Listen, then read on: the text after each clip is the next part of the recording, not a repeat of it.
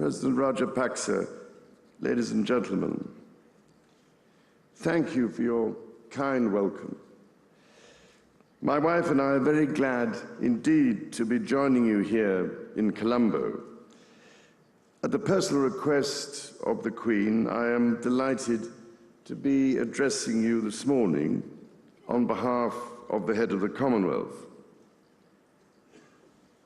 Her Majesty's deep affection for the Commonwealth and the special importance she has attached to it throughout her reign are well known to you all. And if I may say so, those very sentiments have been an ever-present cornerstone in my own life also. It is therefore my particular privilege and pleasure to be representing the Queen at this, the 2013 Commonwealth Heads of Government meeting. Now, I'm especially pleased to be back among the people of Sri Lanka, who in recent years have confronted great adversity.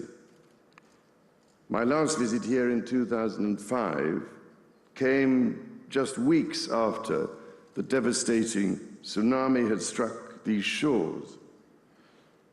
I visited communities affected by the disaster and met many of the relief workers who were doing so much to help rebuild broken lives and livelihoods. I recall my admiration for the fortitude shown by them all at that time and commend the progress that has been made since in healing those dreadful scars. Sri Lanka was one of the founding countries of the modern Commonwealth. Historians of this family of nations will recall that in the circumstances of that time, the Commonwealth showed an exceptional spirit of accommodation over how the organization should be constituted. This led one prominent head of government, in other words, Prime Minister Nehru, with whom, incidentally, I always felt proud to share a birthday, to declare that the Commonwealth seemed capable of bringing a touch of healing to the management of contemporary world problems. More than 60 years later, we should not need to be reminded of the many troubles that beset our world, some of them previously little understood, nor should we underestimate the importance and responsibility of the Commonwealth's role in addressing them. This, ladies and gentlemen, is the first Commonwealth Heads of Government meeting to take place since the adoption of the Commonwealth Charter, to which the Prime Minister of Australia has just alluded, and which the Queen signed on Commonwealth Day earlier this year. Her Majesty welcomed the Charter as a milestone in the development of today's Commonwealth, saying it will light the path of all those involved in the work of the Commonwealth and of those who follow in our footsteps. The Charter reaffirms the core values and principles of the Commonwealth.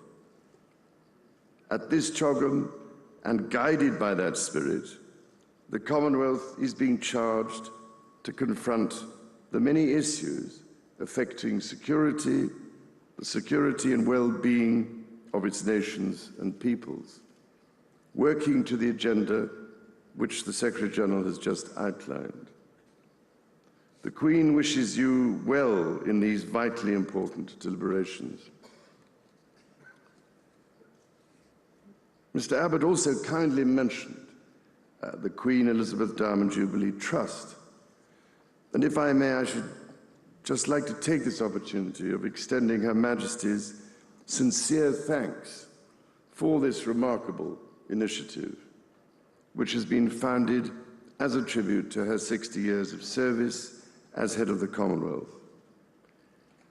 The Diamond Jubilee Trust, announced in Perth 2 years ago, and designed to provide a lasting legacy for the benefit of the Commonwealth, has since been richly supported by people, organisations, businesses and governments of the nations represented here.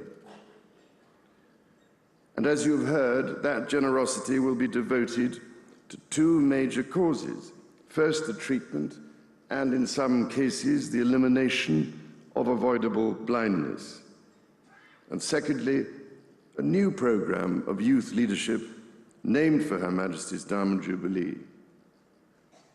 Both these projects have the potential to transform millions of lives across the Commonwealth and would simply not have been possible without your outstanding and continuing support.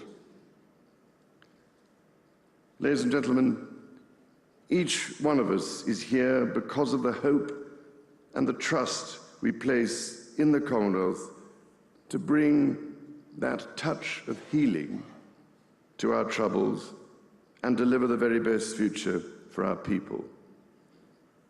The Queen, head of the Commonwealth, sends warm greetings to you all, and on her behalf, it gives me very great pleasure to declare open this meeting of Commonwealth Heads of Government.